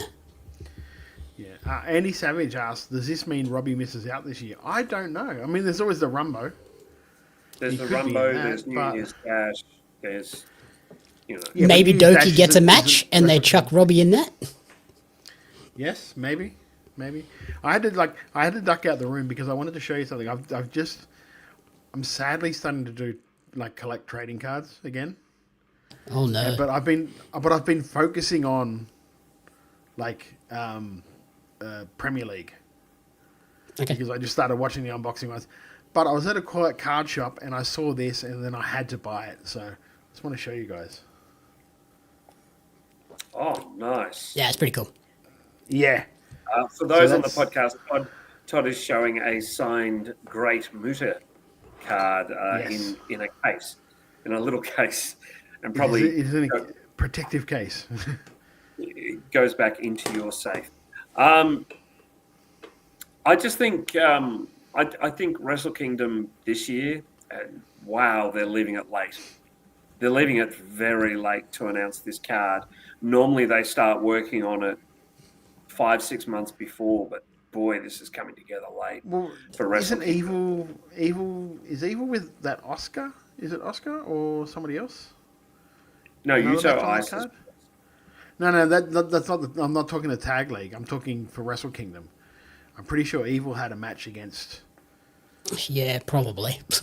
Evil will be on that card somewhere, unfortunately. Some guy who was a big judoku dude, and is like, apparently people are saying he's like the future of New Japan.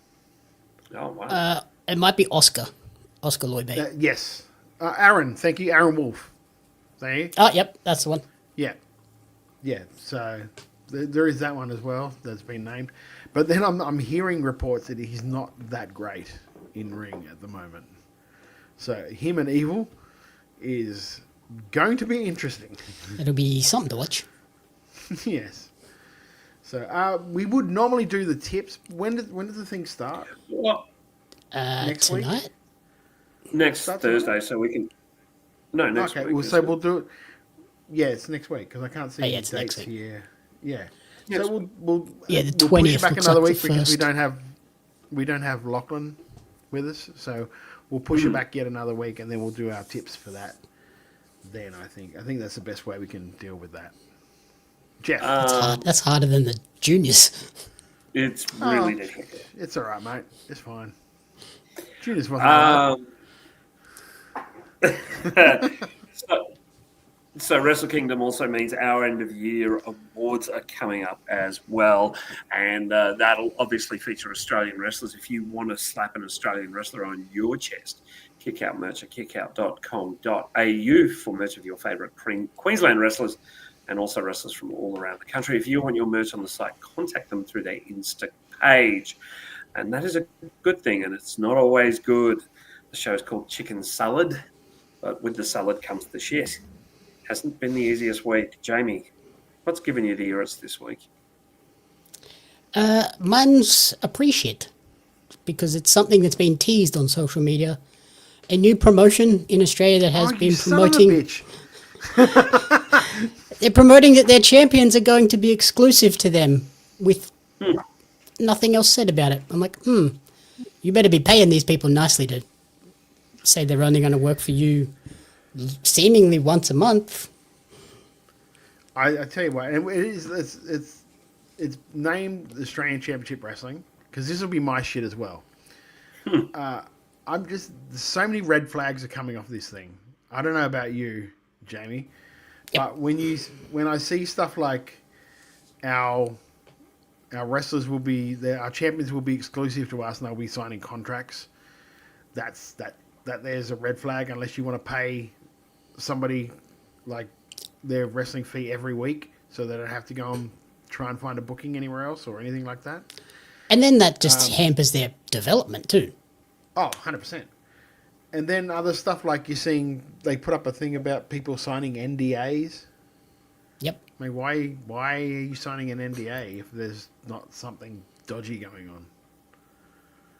And why are you even signing an NDA? It's a fucking wrestling company. Especially when they're currently only constructing their venue, which is basically... We don't even know it's a venue. It just looks like a... It's a school. It looks like a school. Yeah. But and then really...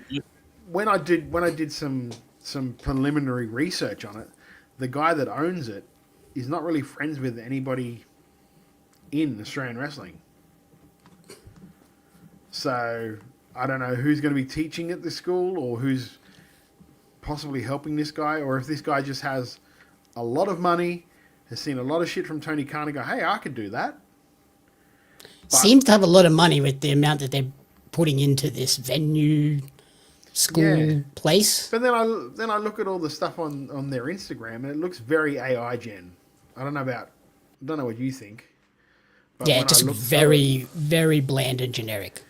Yeah, very, very nothing overly like, oh shit, this could be something really good. I'm going to hold off like actual judgment or condemnation right now. I am just saying there are a lot of, I'm not going to say, I know I said red flags before, there are a lot of orange lights going into this. A very cautionary thing. Don't go signing nothing yet, people. Please. Yeah, I'd like to see something a little bit more concrete than this is what is going to happen. This is what. Okay, then give us a someone you're working with. Give us a like what your do you have a venue or a show that you want to try running? Do you have? There are so many people that have fallen into these traps before. I mean, look at for lack of a better thing like OPW. They've had a lot of help, like financial help with starting up, but it's not easy. They had a great start with this whole Starcast thing and her and everything but it is not easy to do. So, and that person has the advice of a lot of people in Australian wrestling. Mm-hmm. A lot of people in wrestling. Like, not Australian wrestling, just a lot of people in the business. And there's still... TNA? Yeah, and they still found it a hard road to hoe. So I don't know what this guy knows that none of us know. Maybe he is the smartest man that we've ever seen and will pull this off, and all of a sudden ACW is on television somewhere and we're like, holy shit, I can't believe this happened. As far as I'm concerned, from the time being, the only ACW I know is Adelaide Championship Wrestling, and they're doing a great job in Adelaide. They certainly are. The other warning sign I got from the new ACW as well, someone asked about streaming, and their response was that they were going to have a ACW streaming platform that other companies could pay to be on as well. I'm like, why would you do that? Just use YouTube or have your own platform. Yes, everyone already has one of those things. It's called YouTube. Yeah, there was just a lot of things on their socials where I'm like, this seems very suspicious. I'm, like you, holding judgment to see what those first few shows and what the talent roster is like, but we'll go from there. I know we won't hear anything from the talent roster because, they've all signed NDAs. I just want to know who are they? Who's working there? Yeah, my chicken shit is this week. Priscilla Kelly got some coverage. Gigi Dolan, because she claims she was bullied so badly in WWE that she had suicidal ideation. Firstly, no one should be bullied to that degree. Like, no one should be. I hope that she's okay. I hope that she's gotten help for those thoughts. And if it's true, this is horrid. This is really, really bad if it's true.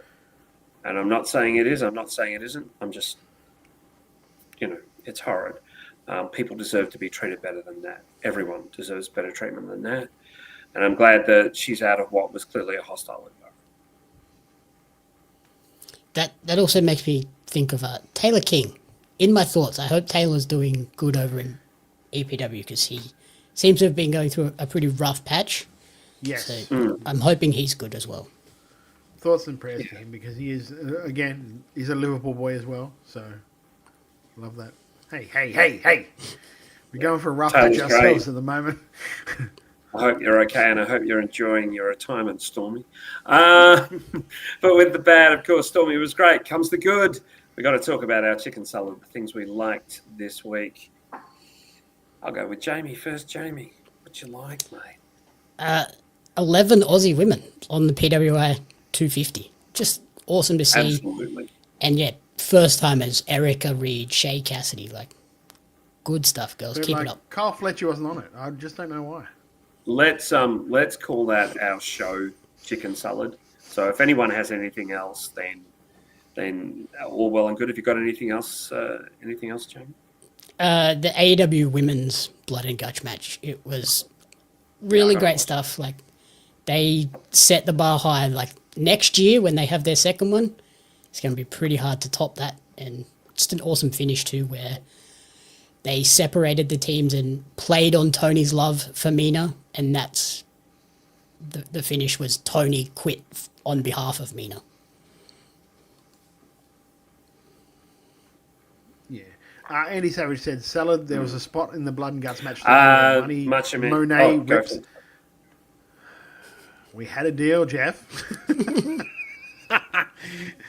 Where Monet rips the puppet from Harley, revealing Harley with brass knucks. Yeah. As fuck. It was a character-changing moment for her. Yes. Yes. That sounds cool. I'm actually looking forward to watching this tonight. So I didn't get a chance to watch it today because I was doing other things editing-wise for Wide Bay Pro. So hopefully we'll have that show out next week. So that'll be interesting. But I think maybe we review Oz Pro Wrestling next week, if that's cool with the two of you. Good for me. We'll get the answer in a minute.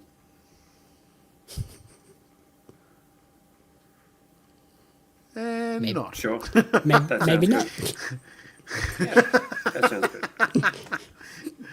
good. Jamie, would you like to read this one, please, my friend? Alex Flyhart's chicken salad. Yoshiki Inamura winning the GHC heavyweight title in Noah. The crowd were absolutely behind him and were happy to see him finally get it done. He couldn't even leave to start.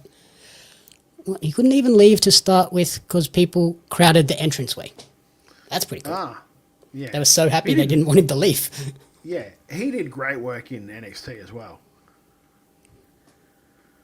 So, yeah, that's great. Yeah. Yeah. Mate, I reckon we've done the thing. What can I need to? Because there's something that's highlighted here, mate. Ask Jeff about WrestleMania. Can I do a chicken salad first? Oh, sorry, mate. I thought you did. I apologise. No. And this internet's been a cunt tonight. Oh, sorry. It's been a pain tonight. Sorry, Todd.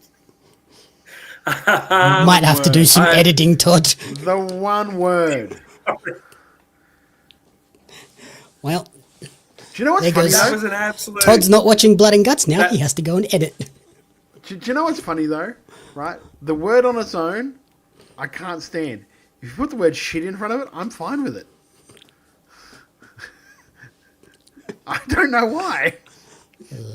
But yeah, edit that out or YouTube will not be friendly with you. Right. Oh, I can't edit YouTube. Yes, you can. Oh, okay. I'm sorry. Go on, Jeff. Get me more trouble. Shinsuke Nakamura and Sheamus had an absolute banger on Monday. It was given time. It was a really nice match. Check it out. All of that for that. Now, Jeff, I'm going to ask you about something now. Try not get us cancelled. Yes, sir. What's going on with WrestleMania, mate? WrestleMania, we have one more show on the 23rd of November. We've announced one of our guests is Moody. It is MJ Moody, who has recently debuted with MCW. He's going to be a lot of fun, and his opponent will be announced very soon. So follow us on your socials. Okay, now from now on, you're on a timeout, mate. Okay, so we're going to wrap the show up, but you're on a timeout.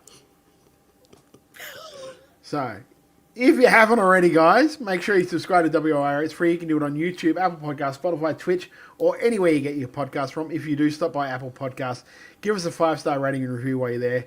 Helps us get inside more ears. Helps us get the word out about Australian wrestling, which we love to do each and every week on a Thursday when Jeff isn't dropping the C-bomb. Follow us on our socials at Wrestle Radio AU for Twitter and Instagram.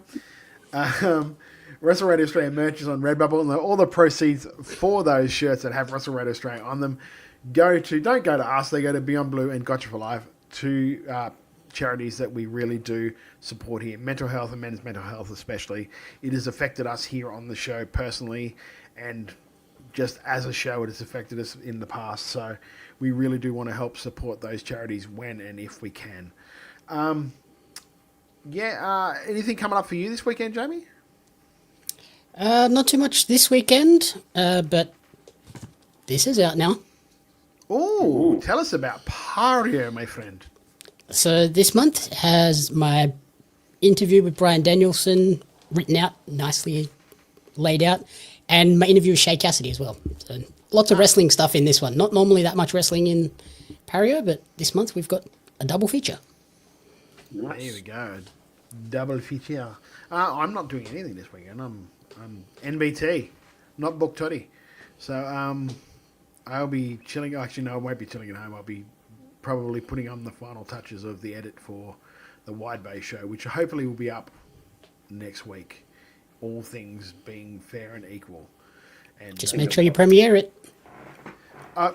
No, you know what? I'm going to drop it on a fucking Wednesday night, then just drop it in like Tuesday night at 2:30 in the morning.